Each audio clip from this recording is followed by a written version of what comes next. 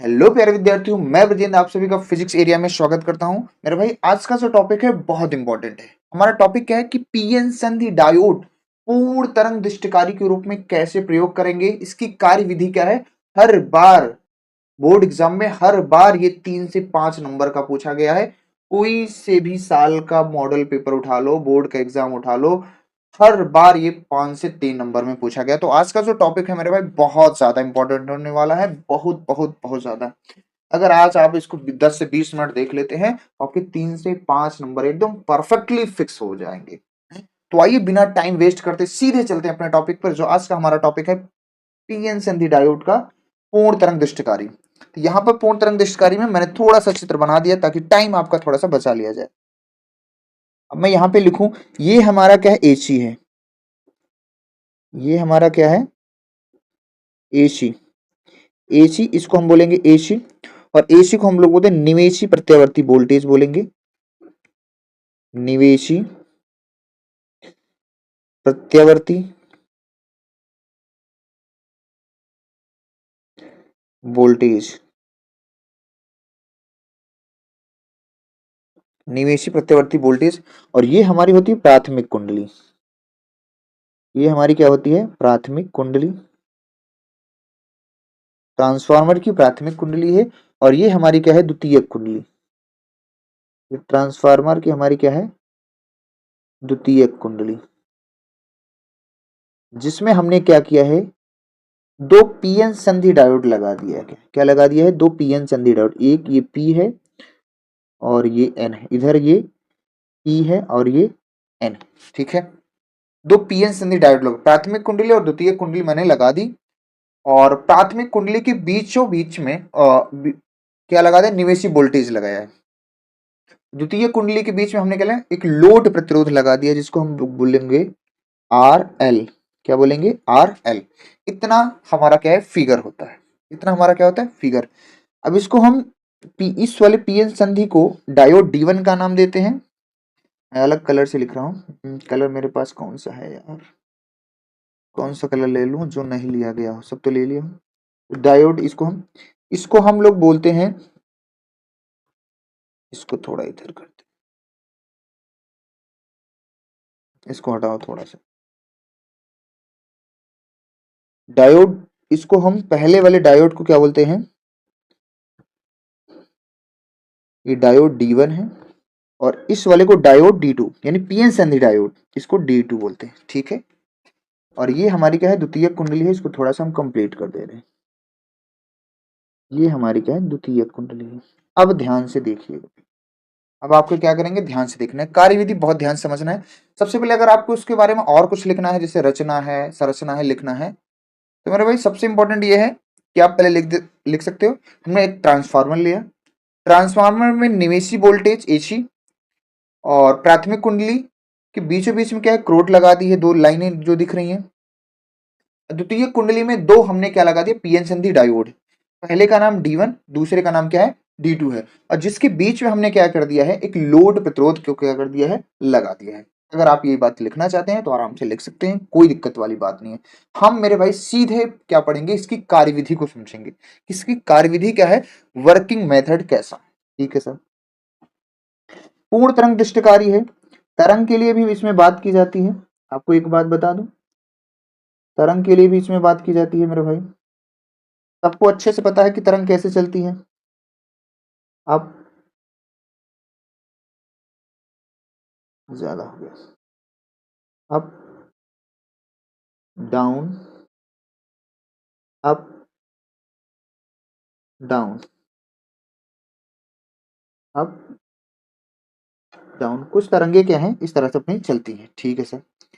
ये जो है हमारी निवेशी, निवेशी उल्टता होगी, क्योंकि पूर्ण तरंग दृष्टि दिखाना है। ये हमारे निवेशी वोल्टेज है। ये हमारा क्या, निवेशी वोल्टेज है। इधर पॉजिटिव होगा, उधर क्या होगा, नेगेटिव। ठीक है सर, ठीक है सर, ठीक है, ठीक है। अब हमें निर्गत वोल्टेज में क्या मिलेगा, वो चीज हमें क्या है, दिखाना है मेरे भाई। वो चीज हमें क्या है, दिखाना है। ठीक है सर। वो चीज हमें दिखाना है, तो ध्यान से समझें, ध्यान से समझना है मेरे भाई, ध्यान से समझना है। हम यहाँ पे लिख रहे हैं कार्यविधि, क्या लिखने वाले हैं? कार्यविधि। को पता है कि मैं पॉइंट वाइज लिखाता हूँ, 3 पॉइंटों में इसको खत्म करूंगा, जैसे हमने पिछली क्लास में क्या अतरंग दृष्टकारी को खत्म किया है। वर्किंग मेथड, वर्किंग मेथड, ठीक है सर। नंबर 1 क्या होगा?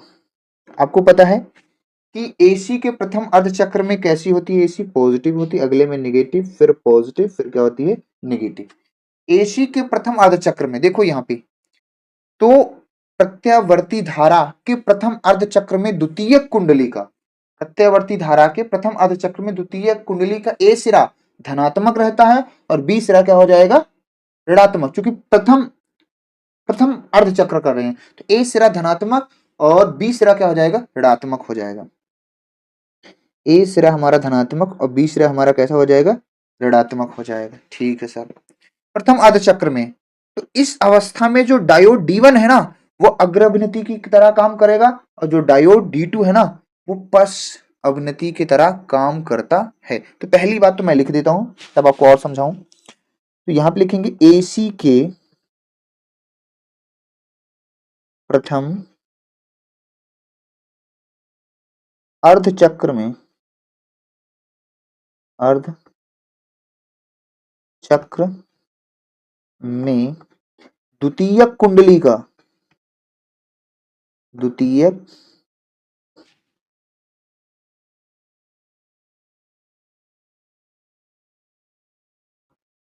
द्वितीयक कुंडली का ए सिरा दिख रहा होगा चित्र में आपको, ए सिरा धनात्मक तथा बी सिरा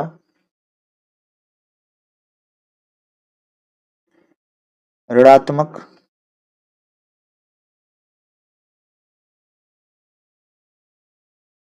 होता है, होता है।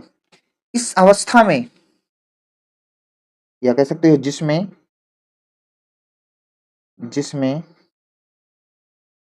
डायोड, दो तरीके से डायोड है ना, डायोड D1 अग्र अभिनति, डायोड D1 अग्र अग्र अभिनति, डायोड D1 अग्र अभिनति तथा डायोड D2 पश्च अभिनति, पश्च अभिनति अवस्था में, अवस्था में होता है, होता है। देखो, जब अर्धचक्र में ए वाला सिरा पॉजिटिव, बी वाला नेगेटिव होता है, तो जो डायोड है हमारा, वो अग्र अभिनति में होता है, यानी धारा का प्रवाह होगा, और जो डायोड D2 है उसमें धारा का प्रवाह नहीं होगा, यानी वो पश्च दिशिक है, ऐसा बोला गया। जिसमें तथा, तथा इसमें लिखना है तथा लोड प्रतिरोध में, लोड प्रतिरोध तथा लोड प्रतिरोध RL में धारा, धारा C से D की ओर, C से D की ओर, C से D की ओर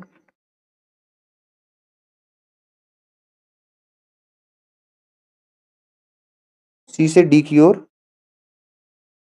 C से D की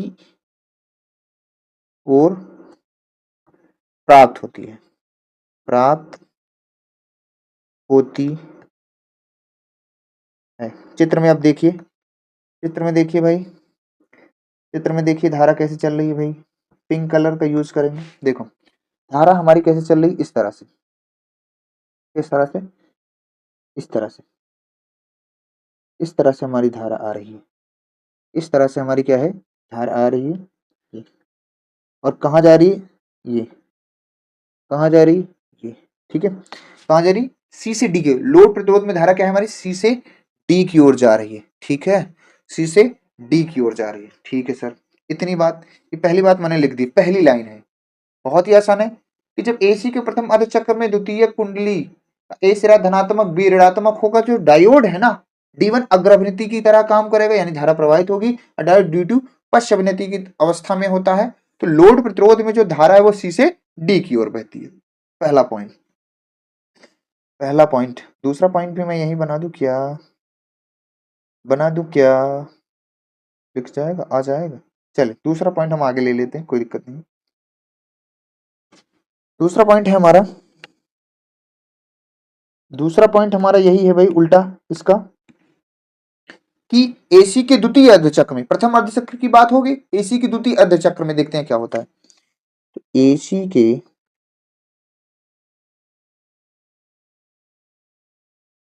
द्वितीय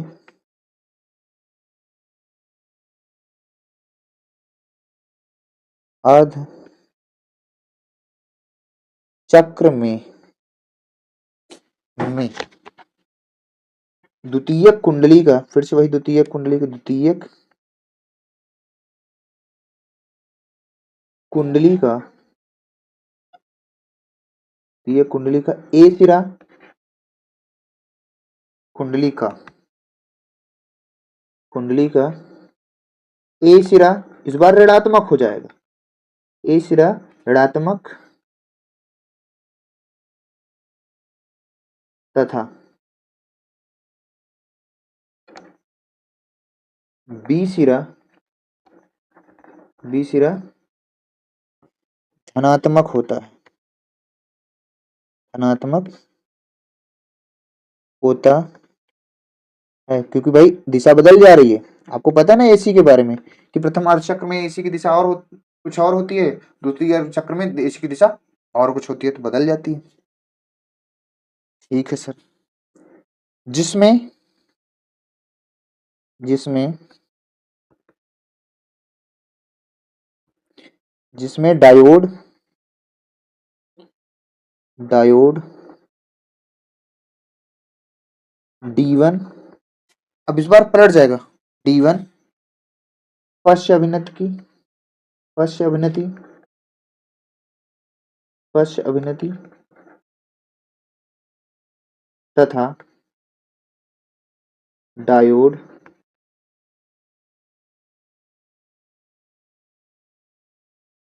D2 अग्र अभिनति,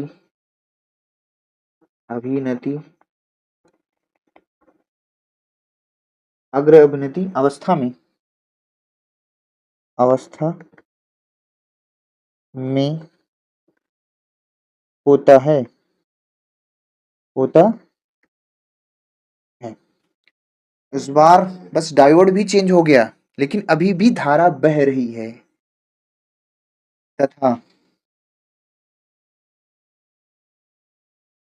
लोड प्रतिरोध में, लोड प्रतिरोध RL में धारा C से D की ओर, D की ओर प्राप्त होती है, प्राप्त होती है। चलिए चलिए चलिए चित्र के पास चलिए, चलिए दिखाते हैं। देखो अभी भी धारा क्या है, C से D की ओर चल रही है, यानी कि यहाँ देखो, इस बार ग्रीन का देखना, यहाँ पे जो धारा है वो इस तरह से चल रही है, इस तरह से चल रही है, और इस तरह से चल रही है, वो फिर से कहाँ आई, सी से डी में ही आई। धारा क्या आई अपनी, सी से डी में ही आई, सी से डी में ही आई। तो भैया हमारी धारा ऐसे चल के, ऐसे चल के, फिर से ऐसे चल के, ये फिर से क्या पहुंची, पीएन से एन की ओर जाने लगी। तो धारा का ये हमारे क्या है, प्रवाह है।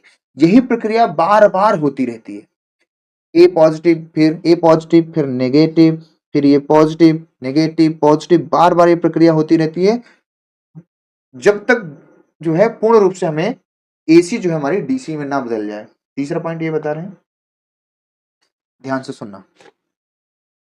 यह प्रक्रिया तीसरा पॉइंट, यह प्रक्रिया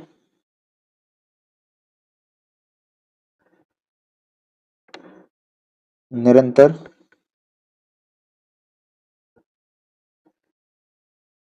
चलती रहती है,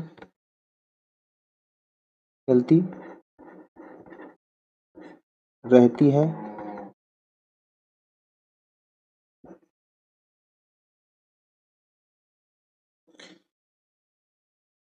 यह प्रक्रिया निरंतर चलती रहती है जब तक निर्गत निवेशी वोल्टेज निवेशी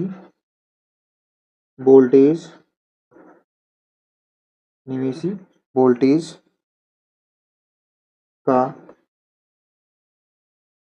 पूर्ण रूप से निवेशी वोल्टेज का पूर्ण रूप से निर्गत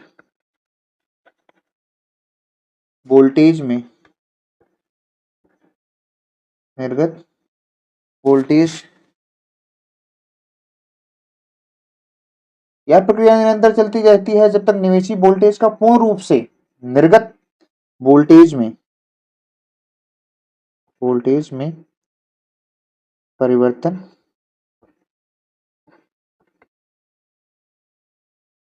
नहीं हो जाता है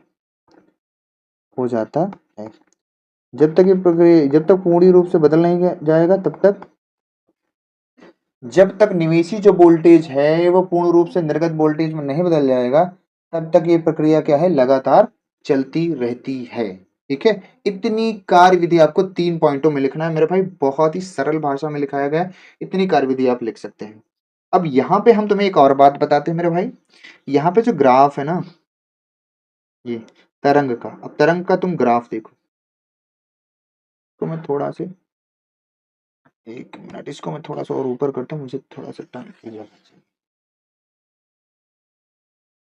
छोटा भी कर दे रहा हूँ।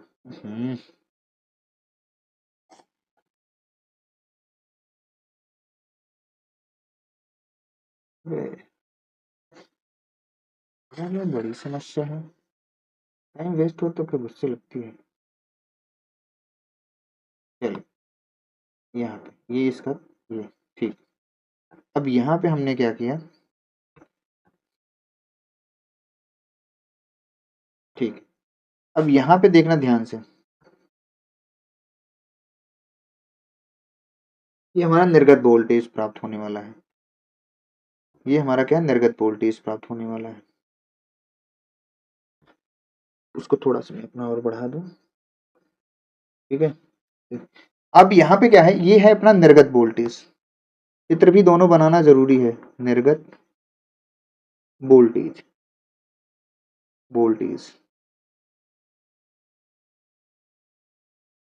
निर्गत वोल्टेज, इधर प्लस रहेगा, नीचे क्या होगा, माइनस।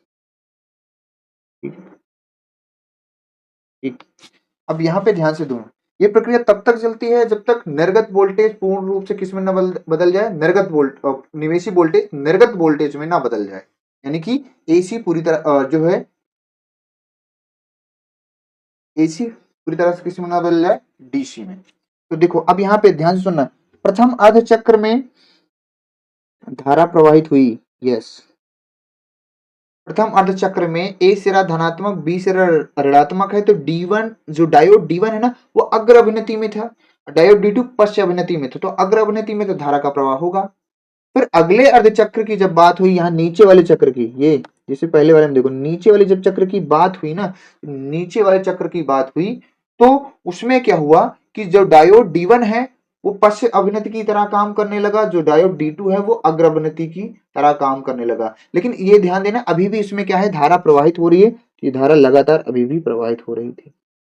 यही प्रक्रिया बार बार ऐसे होती रहती है, अग्र अपश्च दोनों स्थिति में क्या होती है, धारा प्रवाहित होती रहती है। तो धारा का जो मान हमें क्या है, एक नियत रूप से मिल रहा है, धारा का मान हमें क्या है, नियत रूप से मिल रहा है, ये हमारी एसी है और ये हमारी बदल गई किसमें, डीसी में। तो धारा का मान लगातार क्या होता है, बदलता रहता है। इधर हम समय को दिखा सकते हैं, ठीक है। ये इसका हाफ चक्र है, आपको पता है कि ये T/2 होता है, ये हाफ चक्र होता है, ठीक है। इसके लिए T/2 ये हाफ चक्र है। फिर पूर्ण चक्र इसका यहां बनेगा, क्योंकि जो नीचे जाना चाहिए था, धारा लगातार बह रही है तो ऊपर ही है, इसका पूर्ण चक्र क्या है, यहाँ पर है। ध्यान से देख पा रहे हैं, इस तरह से धारा का प्रवाह लगातार क्या होता है, बना रहता है, मतलब एसी डीसी में कन्वर्ट हो जाती है, ठीक है। इतना लिखना है। फिर मैं तुम्हें एक दो बात और बता दूं, काम की चीज देखो, नोट में लिख देना है, नोट में, बोर्ड एग्जाम में इसको लिखो चाहे ना लिखो, अगर मन के है तो लिख दो, कोई दिक्कत वाली बात नहीं है। तो ध्यान से मेरे भाई सुनना क्या है कि अर्ध तरंग, हमने बताया था पिछली क्लास में कि अर्ध तरंग दृष्टिकारी की जो क्षमता होती है वो 50% से कम यानी 40% लिखाया था, एकदम एग्जैक्ट होती है। अब यहाँ पे जो पूर्ण तरंग दृष्टिकारी की जो क्षमता है ना, वो 80% से ज्यादा होती है। यहाँ लिख देते हैं, पूर्ण तरंग दृष्टिकारी की क्षमता 80% से अधिक होती है। भाई मैंने क्या किया है कि आपको बहुत कोशिश करके सरल शब्दों में लिखाया है। चित्र में आप देखेंगे तो आपको बहुत ही बढ़िया से क्या हो जाएगा, क्लियर हो जाएगा। बहुत ही बढ़िया से क्या हो जाएगा आपको, अरे भाई क्लियर हो जाएगा ये, बहुत ही बढ़िया से क्या होगा, ये क्लियर हो जाएगा, ठीक है।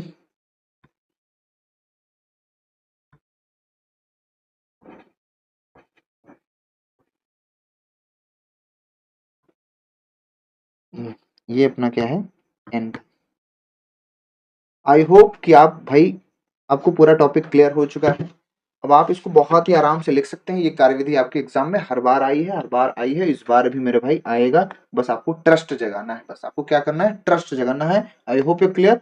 और ये वीडियो जो है 20 मिनट का है, 20 मिनट में आप 5 से 3 नंबर आप प्राप्त करने वाले हैं।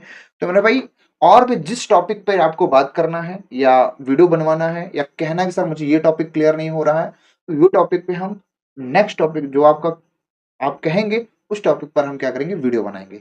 और मेरे हिसाब से ये फिजिक्स मैंने क्या कर दिया, 12th की खत्म कर दी है। एक आध लेक्चर आएगा जो भी सवाल का बेसिक सवालें आती हैं इसमें, वो एक लेक्चर और आ जाएगा, ठीक है। बाकी पूरी तरह से चैप्टर क्या है मेरे भाई, खत्म है। बोर्ड एग्जाम के दृष्टिकोण से, यूपी बोर्ड स्पेशली दृष्टिकोण से क्या है, ये खत्म है। I hope you clear. तो मेरे भाई आज के लिए बस इतना ही, बाकी नेक्स्ट वीडियो में मिलेंगे, तब तक के लिए बाय बाय, टेक केयर।